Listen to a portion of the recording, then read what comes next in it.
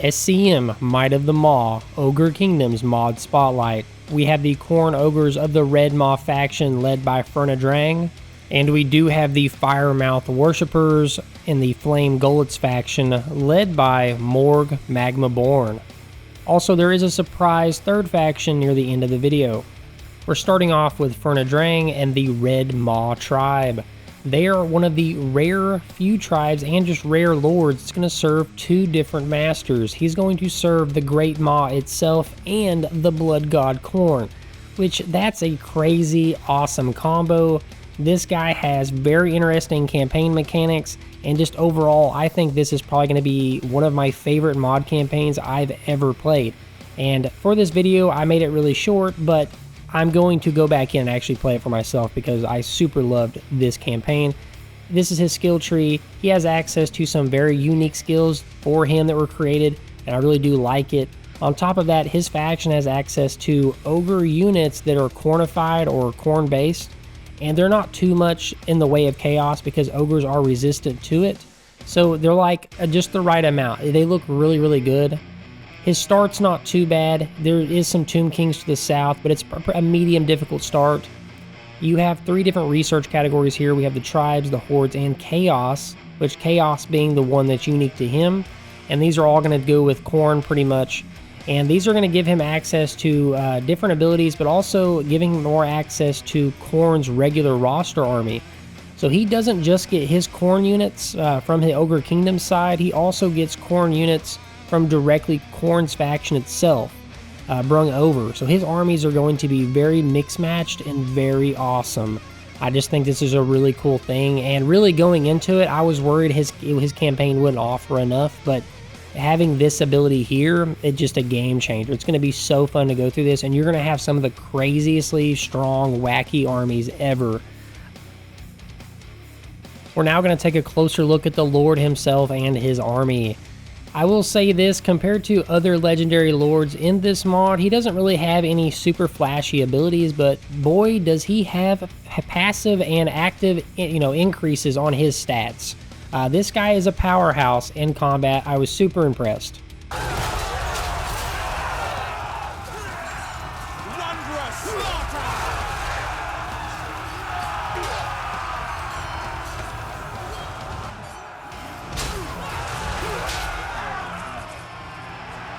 If the Lord himself isn't bringing enough damage and carnage, then his hero will add on to it. We have the Bruiser of Khorne, and putting both of them side by side, they are just going to dominate the battlefield.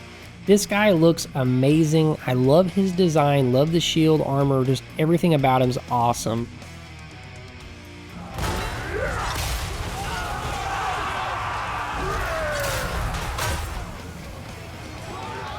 I know the anticipation has been building and you're ready to look at the main units. These are the Khorne Ogre Bulls. As you can see, they're monstrous infantry. They're lower tier that we're going to look at, and on top of that, they look like ogres still. So they have the chaos side to them, as you can see, but you can still tell they're definitely still ogres, and I love it.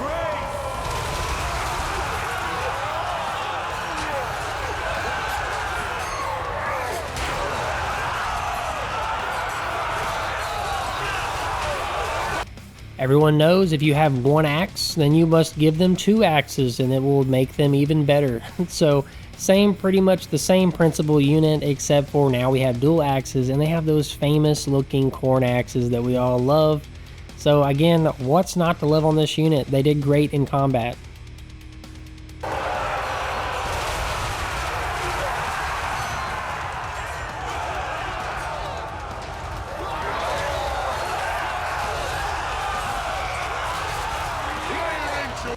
Next, we have the Khorne Ogre Bulls, but this time they still have their one axe, but on their other hand, they have the Iron Fists.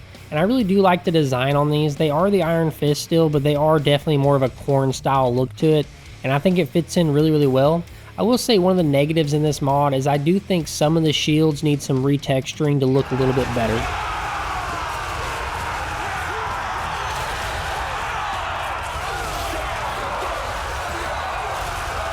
Hands down, my favorite in the Redmaw tribe is the Chaos Ogres of Khorne. These guys right here just look amazing. I love their armor. I love their like their shoulder pads with the spikes going up. These look awesome, and their dual axe. There's nothing to hate on this unit, and they did phenomenal in combat.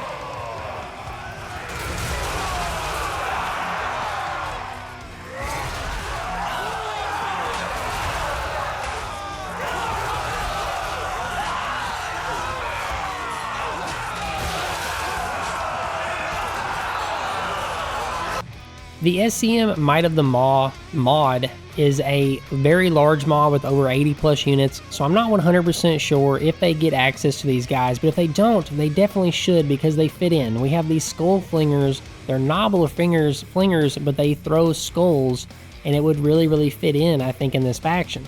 I just overall like the design.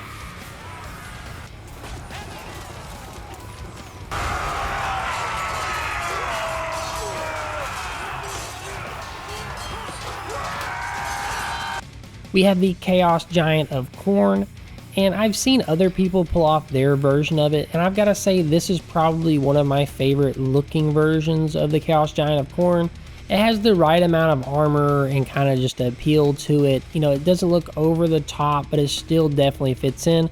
This entire mod is DLC quality.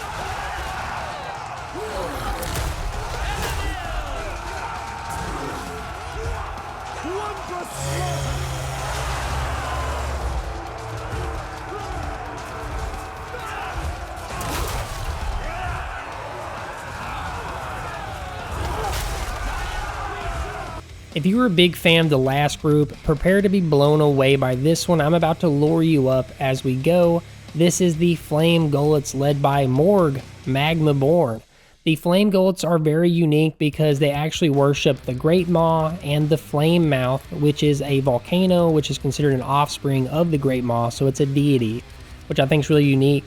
And the reason why he's called Morg Magmaborn is because during the fire trials, he was accidentally dropped into the magma and he lived, which gives him his unique look and a lot of his abilities.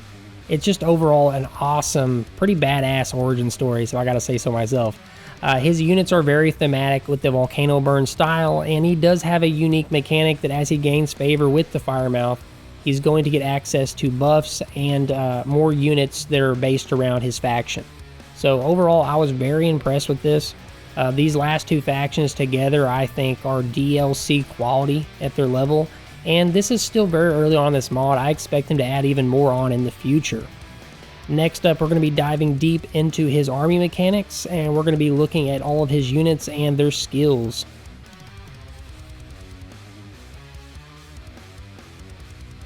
Morg Magmaborn has some pretty awesome abilities, as you can see here. There are a lot of high damage abilities in here, and I'm going to show off his primary one, which is a one-time use, and it's a huge area of effect. Shoots up a lot of volcanic damage, and it's just awesome. He does great in combat, and he has some awesome spells.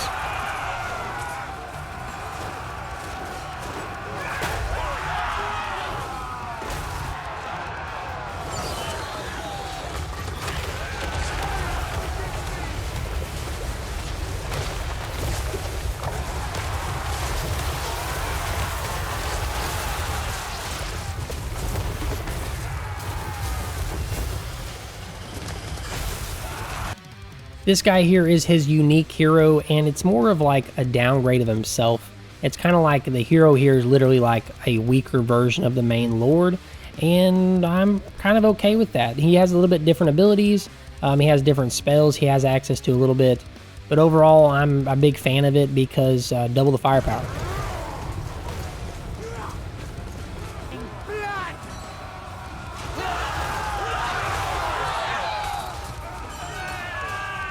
Thematically, I do have to say, looking at his army right here, we have the Flame Ogre Bulls, and they look better probably than the Khorne units, just because when you look at the lore in the background, everything else, man, these guys just look good, and it continues to look good throughout the whole army. These are your basic tier infantry. I love them.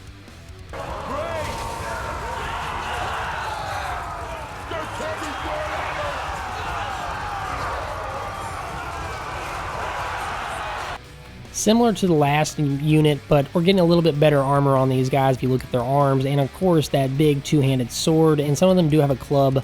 and it just looks awesome.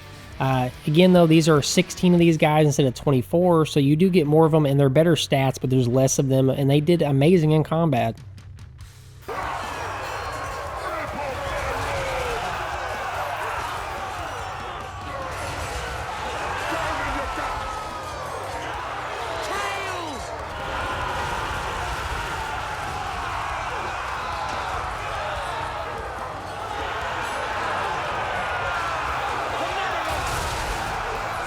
By the way, I do say amazing in combat, but none of these units seemed overpowered at all. They actually seemed really well balanced, like you would expect from a DLC, and that's honest truth. We have the Flame Eaters here with great weapons. It's just pretty much a large two-hammered, heavy-hitting unit that's going to just go in and wreck the enemy.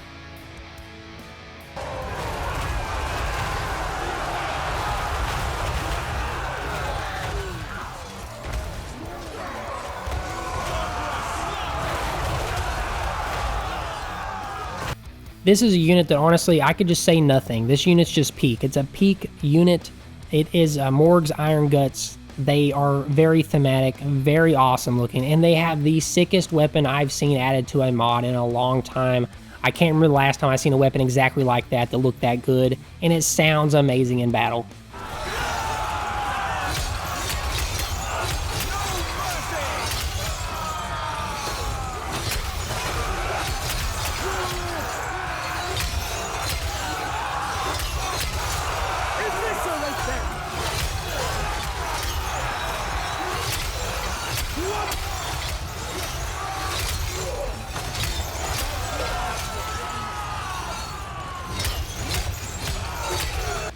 Next, we have the Flame Eaters with Ogre Pistol. As you can see here, it's pretty much what you expect. Got a pistol in one hand, sword in the other. Release your volleys off, and when you're ready, charge these suckers in and let them go in and just tear up the enemy lines. They did great work in combat, and just overall, missile strength's high on these guys. Ammunition's low. They're going to run out of ammo pretty quick.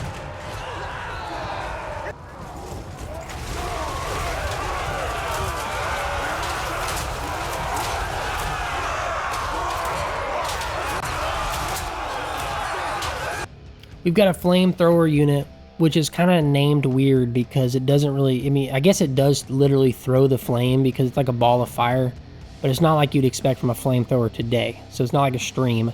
They launch fireballs. On top of that, if they go into melee, they actually replenish ammo. So I think that's really cool.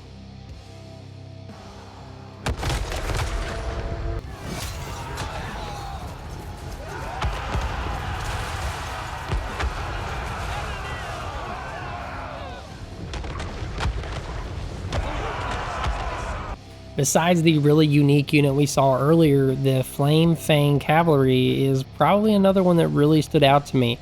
Just because of their beast, the way these guys look, I mean, they just look good in combat. The colors look great, they pop really well, especially in these darker maps, which I had to brighten up for the video, but they look really good in dark maps.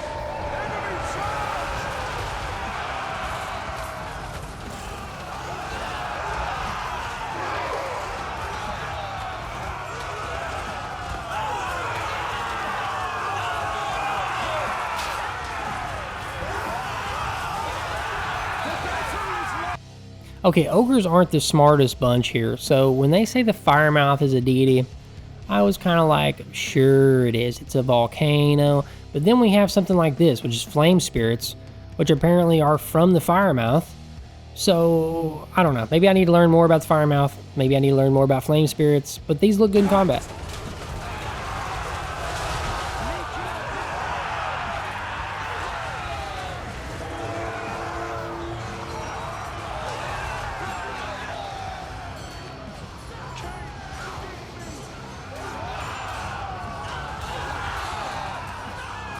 A surprise unit I did not expect to see. We have the Alaba Arachnic up top, and it has some units with it and a fire belly. Overall, thematically, it looks amazing. It's going to actually cause damage to enemies around it within a certain range, and it does have a bombard ability which will shoot flames out of its body to those that surround it.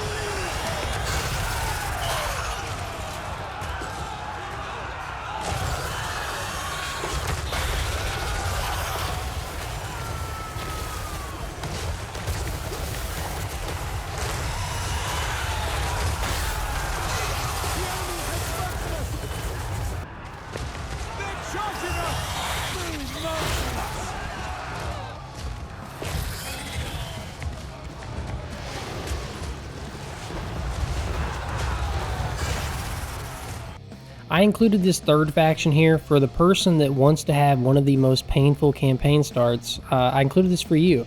The Morg Magmaborn, the Thunderguts tribe, he only has a couple of units and himself, but I can definitely tell by how his units are built and how he's built that they're going to expand upon him. I really believe that, so I think he's going to have more coming in the future. He starts in a very difficult, spot, in my opinion. He has a lot of strong forces very close by. He has Khorne right below him to the south. And on top of that, you've got some high elves, strong high elves on your left. You've got some lizardmen. You've got some vampire counts that show up. There's some very, very strong factions nearby. And if you make one wrong move, you could very well end your campaign earlier. You're definitely going to probably have to take the mercenary contracts and really focus on making sure that you don't have too many enemies to succeed in this path. I really do like the look of this legendary lord, which is why I included him, because he's one of my favorite looking in this mod, and he only has a couple of units, but I can tell based off how it is that they're going to get expanded upon. So I'm excited for the future of it, and that's why I kind of included him with this first video. And so here I'm kind of showing you what's surrounding him. You can see the lizardmen down there, but Khorne pretty much just starts taking all of that, and it's going to be a really rough start. If you think this is an easy start, just let me know. I'm just curious what y'all think. In my opinion, it's going to be hard. He does have some cool abilities. One of his abilities, he does a tier-based expanding attack, but it's actually a triple strike. They'll do 3 different lines hitting, and he can use it twice during combat. And overall, I just really like the black kind of armored look. It really fits my aesthetics. Enemy charge incoming!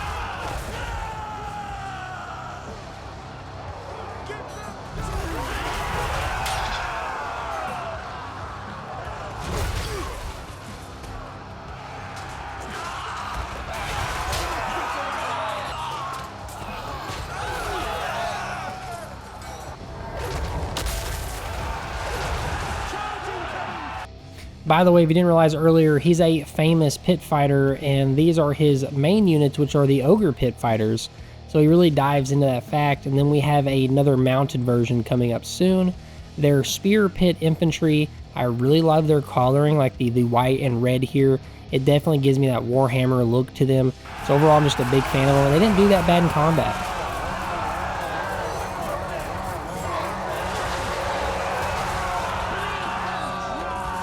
And then we have the Mornfang Cavalry that are Ogre Pit Fighters. Again, these guys just look really good aesthetically, and I want to see more Pit Fighter style units. I really want them to expand upon this. So guys, if you could, please comment and just say how much you like this faction so that the mod creators will see this and they will make more for this faction.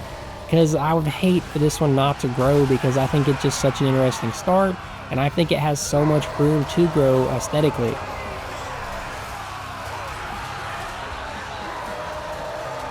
Guys, this is the end of the video. Please give me some feedback on this video. I don't think I've ever actually covered campaign before, so this is the first time for me doing a mod spotlight and covering campaign and covering them the way I did it. This is all a new experience. So let me know, guys. Don't forget to like and subscribe. Thank you for watching. I'll catch you in the next Might of the Maw video.